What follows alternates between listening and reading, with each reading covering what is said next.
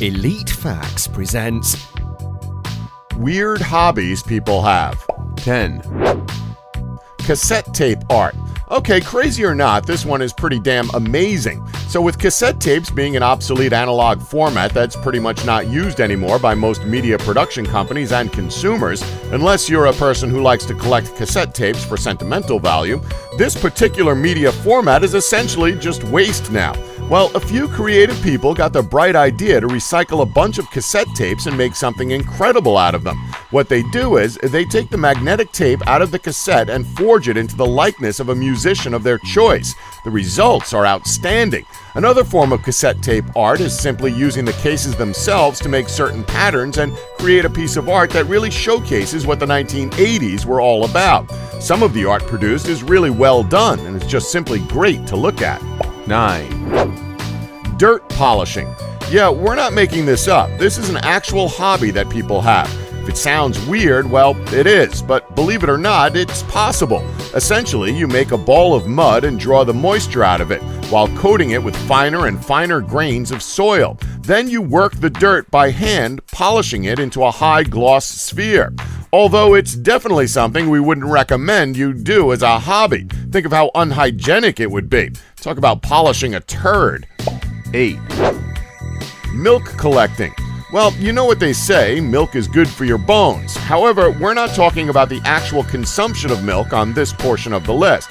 Paul Luke really likes his milk, not as in he enjoys a nice cold glass with lunch. It's as in he's kind of really into milk as a hobby. So much so that not only does the former milkman and current dairy sales rep have a milk bottle collection, he has over 10,000 milk bottles and actually had to build a museum to keep all of them in. As crazy as it is, it's also worth mentioning the fact that for decades, milk bottles would have various kinds of advertisements and art designs on them. So it's not just a strange hoarding thing, as it's something that could sell for a lot later down the line. I mean, if people can get top dollar for an old magazine issue that's intact, then it's not completely insane, right? However, he's just the tip of the iceberg of an entire network of milk bottle collectors who share, trade, and talk about milk bottles. 7. Extreme ironing. Let's be honest, ironing is a pain. Ironing feels like a sport on its own considering how stressful it can be. However, if ironing is too boring for you, how about giving extreme ironing a shot? Extreme ironing is an extreme sport and a performance art at the same time. People who play this unusual sport go to a remote location and iron clothes. They call themselves ironists and get a thrill from taking their ironing board, unplugged iron, and some of their wrinkly clothes to some extreme places and photograph themselves doing it. Such places that they've reached include extreme altitude, underwater, hanging from cliffs, and on top of vehicles. According to the official website, extreme ironing is, quote, the latest danger sport that combines the thrills of an extreme outdoor activity with the satisfaction of a well-pressed shirt. 6. Ecstasy collecting. If you're going to do drugs, and we're certainly not advocating that, we guess you might as well be productive about it at least. In 2009, Dutch authorities got an unusual report. A man who has never been identified reported the theft of his ecstasy collection, which he had been keeping in coin folders. According to a report filed by authorities, a burglar broke into the 46-year-old man's Eerbeek home and made off with more than 2,400 tabs of ecstasy. Apparently, the man had been collecting the pills out of an appreciation for the different colors and logos stamped on them, which I'm sure a lot of users are going to use as an excuse now. But he denied using ecstasy himself. He was fully aware that his collection was ridiculously illegal, but chose to report the theft out of concern over the 40 or so pills in the collection that he said were poisonous.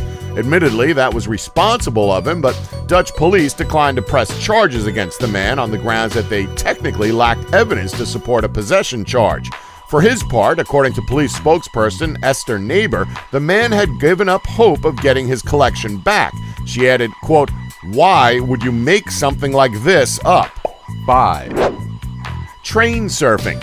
Probably the dumbest entry on this list. Whoever thought that train surfing was a good idea needs to be committed to an insane asylum, because you're pretty much asking to get severely injured or even worse, die.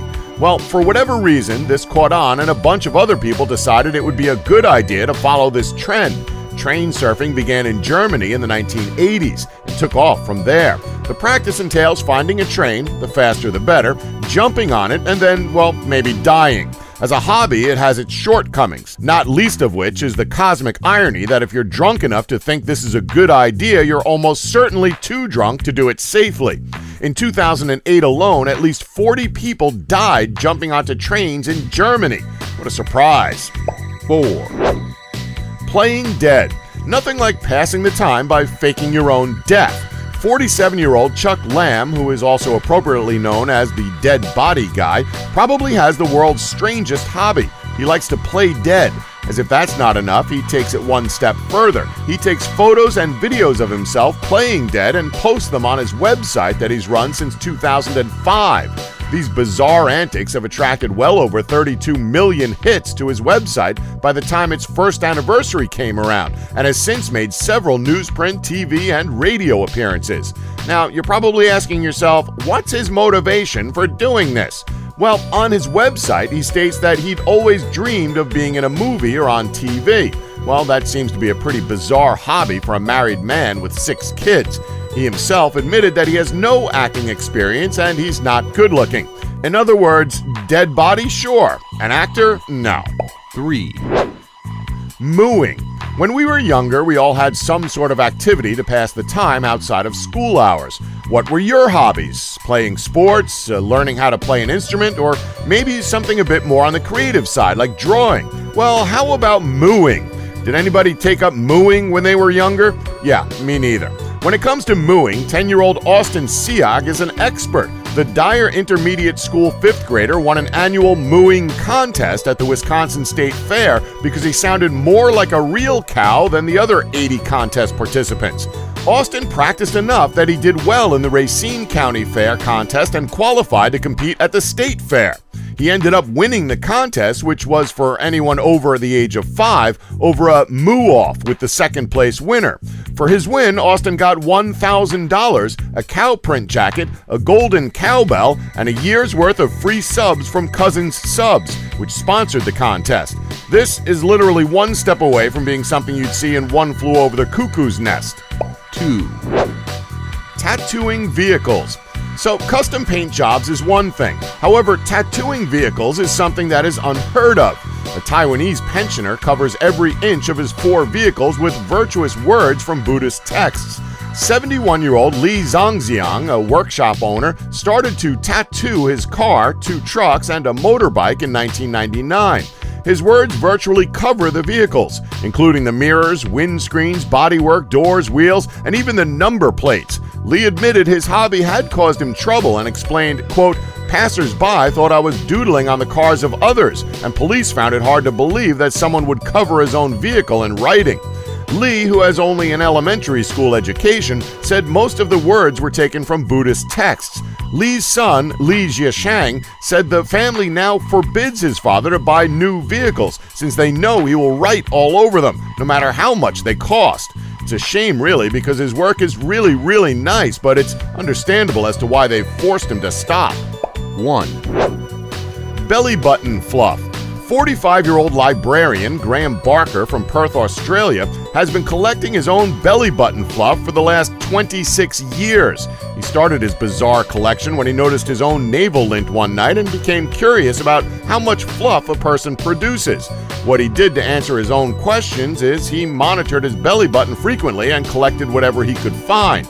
Contrary to what most people believe when they hear about his weird habit, Graham isn't obsessed with lint, nor does he spend most of his time checking his navel. He's only driven by curiosity and dedicates a mere 10 seconds a day to collecting the fluff, right before stepping into the shower. Shockingly, with his 26 years of collecting, his extensive collection weighs just 22 grams. After being acknowledged by the Guinness Book of Records as the world's largest collection of navel lint, his 3 jars of fluff were acquired by a museum for an undisclosed amount. Hey, guess it does serve a purpose. Money for fluff. Don't forget to like us and subscribe for more elite facts.